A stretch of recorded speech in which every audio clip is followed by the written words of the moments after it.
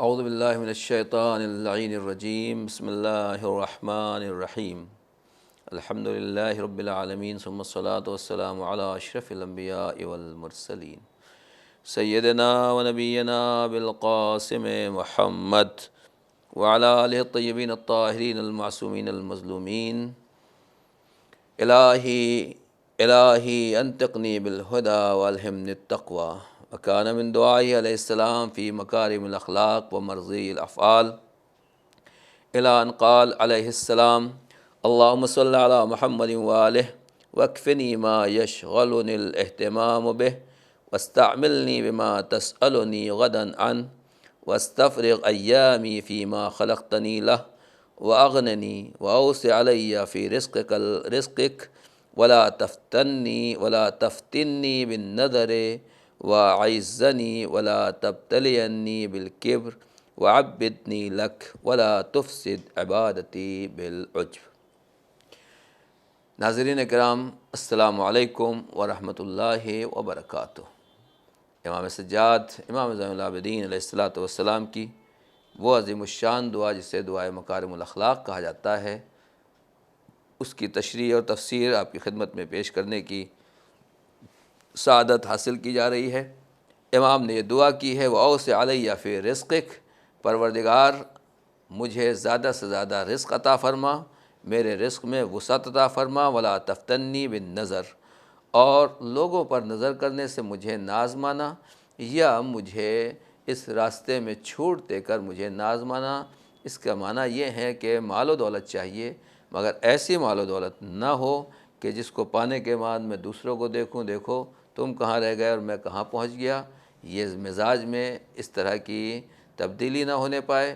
یا اگر نظر سے مراد یہاں پر مہلت کو لیا جائے تو گویا امام یہ کہہ رہے ہیں کہ پروردگار رزق وسیع دینا، مگر ایسی چھوٹ نہ دینا کہ جو اپنے گنہگار بندوں کو تو دیتا ہے۔ قرآن مجید میں اس کی طرف اشارہ ہے کہ ہم نے ان کو مال دیا، دولت دی، وہ راستے سے بھٹک گئے تو جو ہمارے دشمن ہیں، جو غرور و تکبر کرنے والے ہیں، گنہگار اور فاسق و فاجر ہیں، وہ یہ نہ سوچیں کہ ہم ان کو چاہتے ہیں، بلکہ ہم ان کو مہلت دے رہے ہیں، چانس دے رہے ہیں، موقع دے رہے ہیں۔ تو امام بھی خدا کی بارگاہ میں یہ عرض کر رہے ہیں، پروردگار زیادہ سے زیادہ رزق عطا فرما، کثرت رزق عطا فرما، وسعت رزق عطا فرما، مگر ایسی چھوٹ اور مہلت نہ دینا کہ میں تیرے راستے سے بھٹک جاؤں، یا اس طرح کا مزاج نہ بننے دینا کہ میں دوسرے بندوں کے اوپر نگاہ کروں اور ان کو اپنے سے کمتر اور معمولی سمجھوں۔ یہاں تک جو امام کی دعا تھی۔ اس کے بعد امام نے جن چیزوں کی دعا خدا سے مانگی ہے وہ دونوں چیزیں ہیں کہ انسان کے اندر ایک اچھائی اور ایک خوبصورتی پیدا ہوتی ہے، مگر اس کے نتیجے میں دوسری چیز اس کے اندر پیدا ہو جاتی ہے اور وہ اس کو تباہ اور برباد کر دیتی ہے۔ خدا کی بارگاہ میں کہہ رہے ہیں پروردگار ہمیں عزت دے دے، لیکن کبر اور غرور اور گھمنڈ میں مبتلا نہ کرنا۔ یعنی جب کبھی بھی کسی کے پاس کوئی ایک چیز آتی ہے تو اس کے ساتھ ساتھ ایک بیماری بھی آتی ہے، لہذا امام کہہ رہے ہیں کہ ایک اچھی چیز دینا، مگر اس کے ساتھ اگر بیماری آنے والی ہو تو اس بیماری سے ہمیں بچا لینا۔ وہ پہلی چیز اور پہلی بیماری جو ہمارے خوبیوں کے ساتھ آتی ہے اس کا نام ہے، امام خدا کی بارگاہ میں کہہ رہے ہیں ولا وَأَعِزَّنِي، پروردگار مجھے عزت عطا فرما، وَلَا تَبْتَلِيَنِّي بِالْكِبْرِ، اور مجھے کبر میں مبتلا نہ کر دینا۔ کبر کیا ہے؟ انسان کے اندر غرور کا پیدا ہو جانا، اسی کو کہا جاتا ہے کبر۔ قرآن مجید نے واضح طریقے سے جہاں شیطان کا تذکرہ کیا ہے اور جناب آدم کی خلقت کا تذکرہ کیا ہے، اس میں ارشاد ہے فَسَجَدَ الْمَلَائِكَةُ كُلُّهُمْ أَجْمَعُونَ، جب اللہ نے فرشتوں کو حکم دیا تو سب نے سجدہ کیا الا ابلیس، سوائے ابلیس سے۔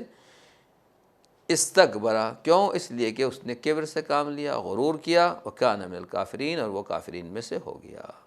مولا کائنات کہتے ہیں فَاعْتَبِرُوا بِمَا كَانَ مِنْ فِعْلِ اللَّهِ بِإِبْلِيسَ، ذرا سوچو، عبرت حاصل کرو کہ خدا نے ابلیس کے ساتھ کون سا سلوک کیا ہے، اللہ نے ابلیس کے ساتھ کیا برتاؤ کیا ہے، ذرا اس سے عبرت حاصل کرو۔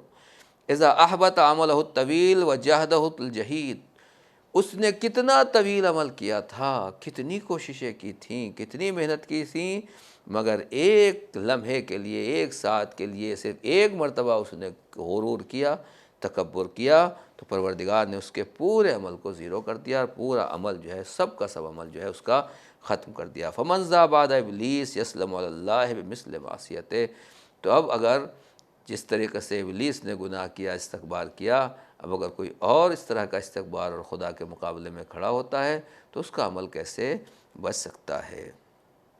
یہ کبر، یہ غرور، وہ خطرناک چیز ہے جو انسان کو کسی طرف کا نہیں چھوڑتی۔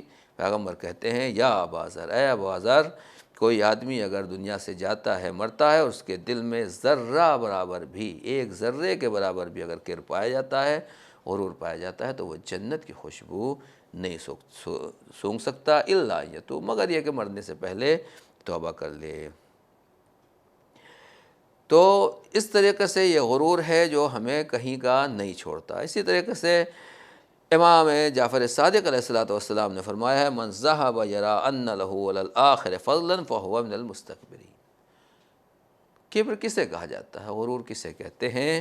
امام جعفر صادق علیہ السلام ارشاد فرما رہے ہیں کہ جو آدمی اپنے کو کسی دوسرے سے ذرہ برابر بھی بہتر سمجھے، فلاں صاحب سے میں بہتر ہوں، اس سے میں بہتر ہوں، اس سے میں بہتر ہوں، تو پھر وہ بھی مستکبر ہے، وہ بھی کبر و غرور میں مبتلا ہے۔ قال حفص بن غیاث، جناب حفص ابن غیاث نے امام کی خدمت میں عرض کیا کہ انما یرا ان لہ علیہ فضلا بالعافیہ، کہ ایک آدمی دیکھتا ہے کہ ایک دوسرا تو گناہوں میں مبتلا ہے اور ہم گناہوں سے محفوظ ہیں، بچے ہوئے ہیں۔ تو امام نے کہا فقال ہیہات ہیہات، ہائے افسوس ہائے افسوس، کیوں؟ فلعلہ ان یکون قد غفر له ما اتی، ہو سکتا ہے جس کو ہم گنہگار سمجھ رہے ہوں وہ آدمی توبہ کر لے، معافی مانگ لے، وانت موقوف محاسب، اور آپ اپنے حساب و کتاب میں اٹکے رہ جائیں اور بعض گناہوں کی وجہ سے آپ کی بخشش نہ ہو سکے۔ اما تلوت قصۃ سحرۃ موسیٰ، کیا تم نے جناب موسیٰ کا قصہ نہیں سنا کہ جب جادوگروں نے جناب موسیٰ کے معجزے کو دیکھا کہ سب کے سب ایمان لے آئے، جو جادوگر تھے وہ مومن ہو گئے، اور جو صاحبان ایمان تھے، بظاہر ایمان لانے والے ہوتے ہیں، وہ کبھی کبھی راستے سے بھٹک جاتے ہیں۔ لہٰذا کبھی بھی آدمی کو تکبر نہیں کرنا چاہیے اور اپنے کو دوسرے سے بڑا اور عظیم نہیں سمجھنا چاہیے۔ دوسری بات یہ ہے کہ تکبر کا علاج کیا ہے اور اس کا طریقہ یہ کیا ہے؟ بہت سے ایسے کام ہیں جو ہماری شان کے مطابق گزار نہیں ہے، یا یوں کہا جائے دنیا میں جو ہمارے اسٹیٹس نہیں ہے، اس سے کم تر درجے کے اگر انسان کام کرتا ہے تو پھر اس سے تکبر دور ہوتا ہے۔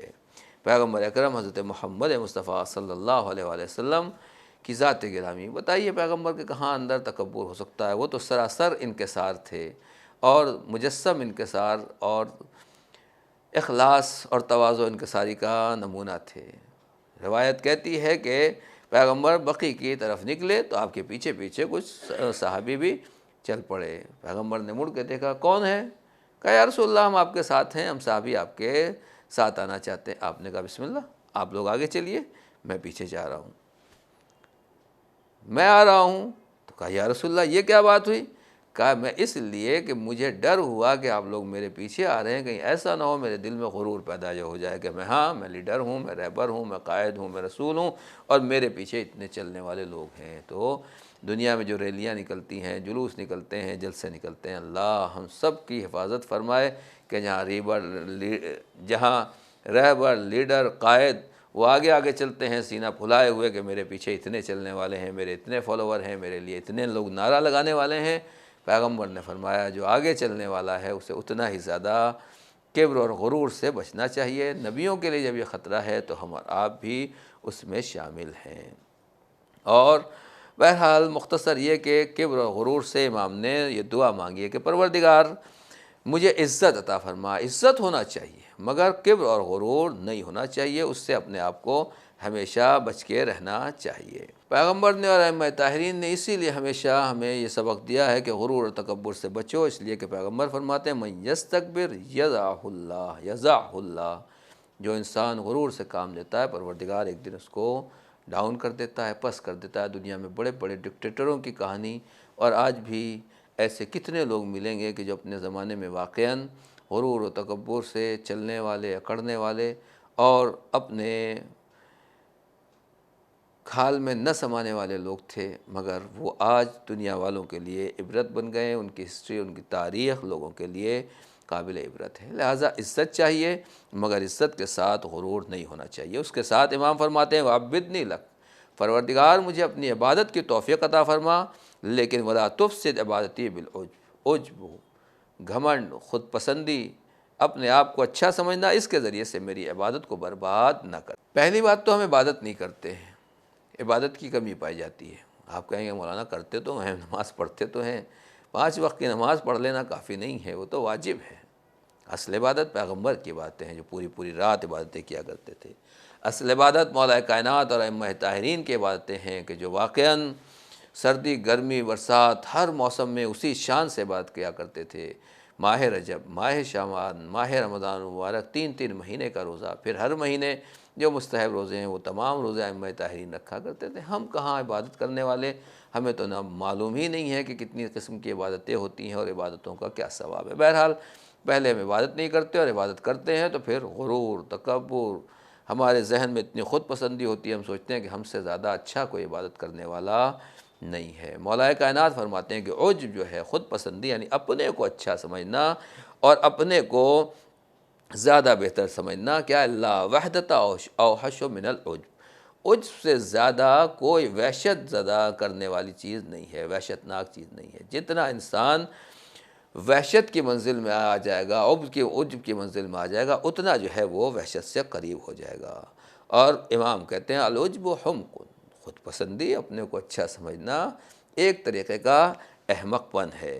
اور اسی طریقے سے امام محمد باقر، امام جعفر صادق علیہ السلام ارشاد فرماتے ہیں کہ ان اللہ تبارک و تعالی یقول، اللہ تعالیٰ کا ارشاد ہے، یعنی گویا حدیث قدسی ہے، ان من عبادی من یسألنی الشیء من طاعتی لأحبہ، کبھی کبھی میرا بندہ مجھ سے ایسی چیزوں کو سوال کرتا ہے، میری اطاعت کرتا ہے تاکہ میں اس سے محبت کروں، فاصرف ذلک عنہ کئی لا یعجبہ عملہ، انسان کسی نیک عمل کی خدا سے خواہش کرتا ہے کہ پروردگار مجھے فلاں عمل کی توفیق دے دے، میں اس کو اس سے روک دیتا ہوں۔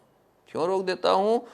تاکہ وہ اس کے عمل سے اس کو عجب پیدا نہ ہو۔ یعنی ہمیشہ اچھا اور نیک عمل کرنا یہی قابل تعریف نہیں ہے، بلکہ کبھی کبھی انسان سے اگر کوئی نیک عمل چھوٹ جاتا ہے اس کی وجہ سے وہ افسوس کرتا ہے، ہائے میرا یہ نیک عمل چھوٹ گیا، میری جماعت مجھ سے نکل گئی، آج مثلاً میں اول وقت نماز نہیں پڑھ سکا۔ تو اب یہ جو چیزیں انسان سے چھوٹ رہی ہیں، اللہ پروردگار عالم فرما رہا ہے کہ بندہ میرے سے سوال کرتا ہے لیکن میں اسے اس سے محروم کر دیتا ہوں، روک دیتا ہوں، تاکہ وہ اس عجب سے اور اس گناہ سے محفوظ رہے، کہیں ایسا نہ ہو کہ عمل کرنے کے بعد یہ سوچے کہ میں نے بہت بڑا عمل کر لیا ہے۔ اور مولا کائنات تو یہاں تک فرماتے ہیں کہ مال ابن آدم والعجب، آدم کے بیٹے کو عجب اور خود پسندی کس بات کے لیے ہے؟ اپنے کو کیوں اتنا اچھا لگتے ہو تم؟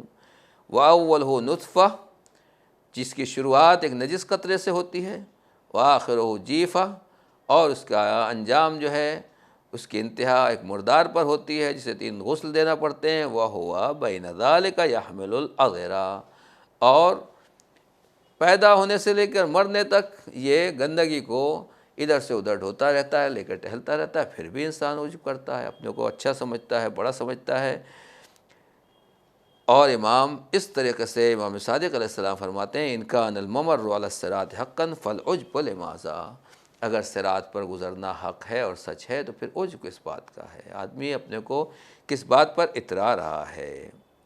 لہذا انسان کے لیے ضروری ہے کہ وہ عجب سے بچے۔ اب کیسے بچے؟ پیغمبر نے فرمایا عقل مند وہ ہے یستکثر قلیل الخیر من غیرہ، دوسرے نے اگر تھوڑا سا بھی نیک کام کیا ہے اس کو بہت زیادہ سمجھے، وَيَسْتَقِلُّ كَثِيرَ الْخَيْرِ مِن نَفْسِ، اگر خود بہت زیادہ بڑے سے بڑا عمل کیا ہے اس کو کم سمجھے۔ واقعاً جو اولیاء خدا ہیں، مخلصین ہیں، جو اصل خدا کے نیک بندے ہیں اور عجب اور خود پسندی سے محفوظ ہیں، ان کے یہاں یہی ہے، بڑے سے بڑا عمل کرنے کے بعد بھی کہتے ہیں کہ یہ ہمارے عمل کہاں، یہ ہماری عبادتیں کہاں، اس سے بڑے لوگ ہیں۔ اور واقعاً خوش قسمت ہیں وہ افراد جو بڑے سے بڑے عمل کرنے کے بعد اپنے سے اونچے والوں کے اوپر نگاہ رکھے اور ان کے عمل کو دیکھنے کے بعد کہیں ہم نے کیا ہی کیا ہے، کتنا بدقسمت ہے وہ انسان، ہم جیسے لوگ، کہ جو چھوٹے چھوٹے کام کرنے کو بھی بہت بڑی اپنی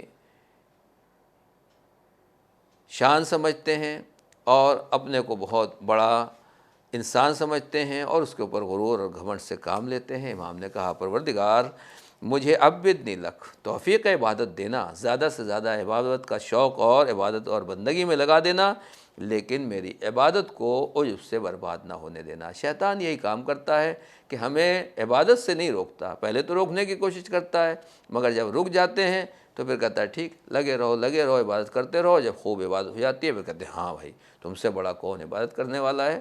بس جب یہ بات آتی ہے اسی سے عبادت زیرو ہوتی ہے، اور شیطان یعنی محنت کرا کے ہماری ان محنتوں کو برباد کرتا ہے۔ اس کے بعد امام کہتے ہیں وَأَجْرِ لِلنَّاسِ عَلَىٰ يَدِيَ الْخَيْرِ وَلَا تَمْحَقْهُ بِالْمَنِّ، پروردگار میرے ان ہاتھوں سے لوگوں کے لیے نیک کام کرانا، خیر کے کام کرانا، نیک اور خیر کے راستے کے اوپر لگانا، مگر منت اور احسان جتا کر ان کو برباد نہ ہونے دینا۔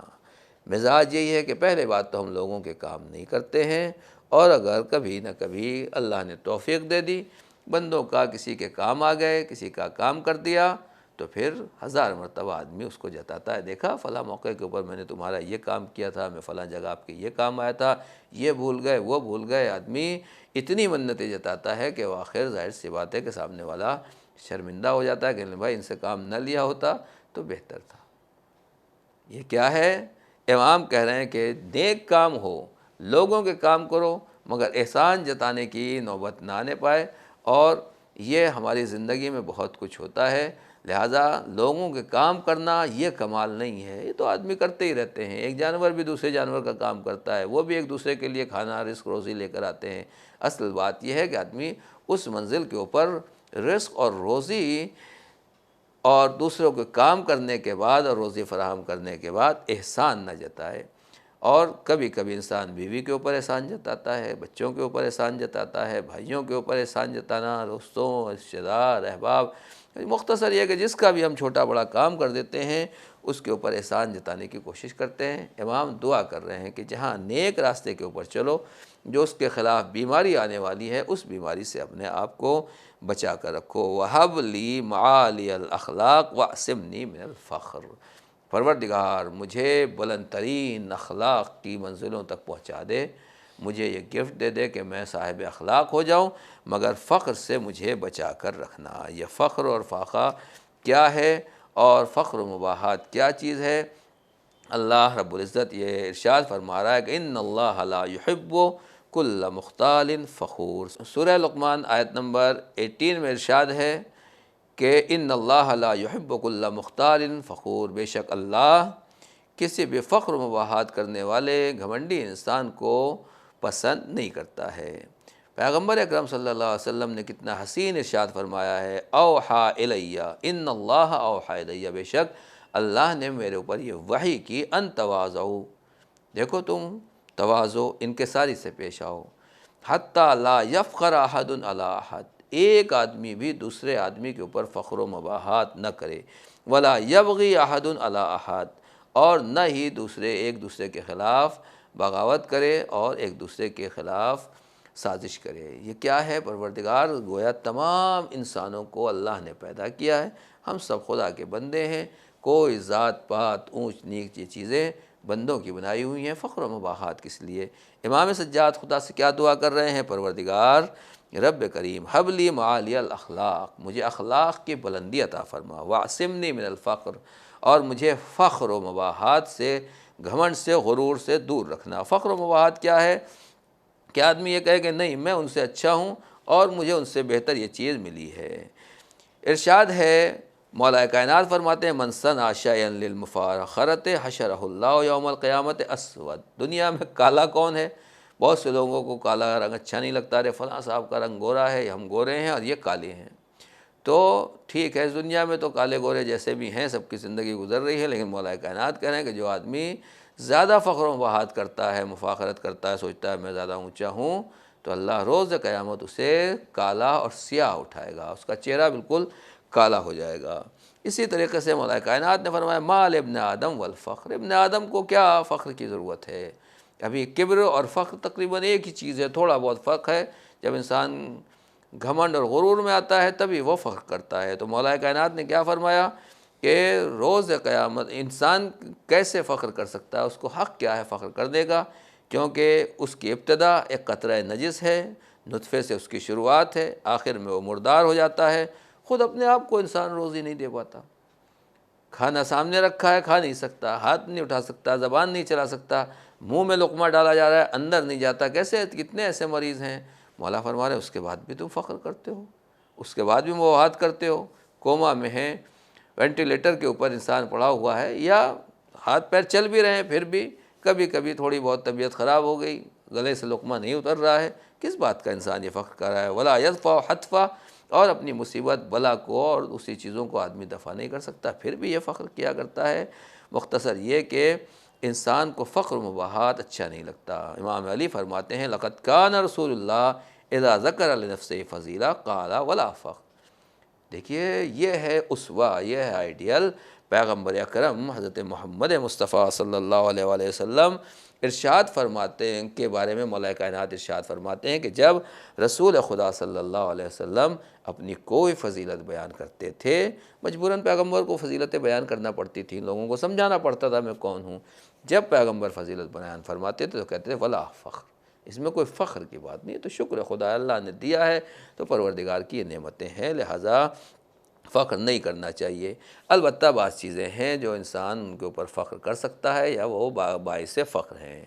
امام جعفر صادق علیہ السلام فرماتے ہیں کہ ثلاث ہن فخر المؤمن وزینۃ فی الدنیا والآخرہ، تین چیزیں مومن کے لیے باعث فخر ہیں اور دنیا آخرت میں اس کے لیے باعث زینت ہیں۔ الصلاۃ فی آخر اللیل، رات کے آخری حصے میں اگر انسان نماز شب پڑھتا ہے یہ قابل فخر اور باعث زینت دنیا آخرت ہے۔ وَيَأْسُ مِمَّا فِي أَيْدِي النَّاسِ، جو لوگوں کے ہاتھ میں اس سے مایوس ہونا یہ بھی انسان کے لیے قابل فخر اور زینت دنیا و آخرت ہے۔ وَوِلَایَتُهُ الْإِمَامُ مِنْ آلِ محمد علیہ السلام، اور آل محمد میں سے اگر اس کا کوئی امام ہے اور آل محمد کو وہ اپنا امام مانتا ہے تو یہ بھی اس کے لیے قابل فخر ہے۔ اللہ پروردگار کا لاکھ لاکھ شکر ہے، اس نے ہمیں آل محمد کے راستے پر چلنے والا، ان کی امامت کا ماننے والا قرار دیا ہے، اور یہ صحیفہ سجادیہ انہی ائمہ آل محمد کے میں سے چوتھے امام حضرت امام زین العابدین علیہ السلام کی یادگار ہے، جس میں امام نے ہمیں یہ طریقہ دعا، سلیقہ بندگی سکھایا ہے۔ عبادت کرو مگر عجب سے کام نہ لو، لوگوں کے لیے کام آؤ مگر ان کے اوپر احسان نہ جتاؤ، اچھے اخلاق کے مالک بنو لیکن فخر و مباحات سے کام نہ لینا، ہمیشہ اپنی گردن کو جھکانا، ہر ایک دوسرے کو اپنے سے بہتر سمجھنا اور اپنے کو کمتر سمجھنا۔ رب کریم پروردگار ہمیں اس دعائے مکارم الاخلاق کی تلاوت اور اس کے عالی مضامین پر عمل کرنے کی توفیق عنایت فرما۔ واقعاً یہ مکارم اور یہ اخلاقیات بہت بلند ہیں پروردگار، اس کے لیے تیری امداد کی ضرورت ہے، ہمیں زیادہ سے زیادہ اپنی امداد اور تائید کے ذریعے سے ان دعاؤں پر عمل پیرا ہونے میں مدد عنایت فرما۔ والسلام علیکم ورحمۃ اللہ وبرکاتہ۔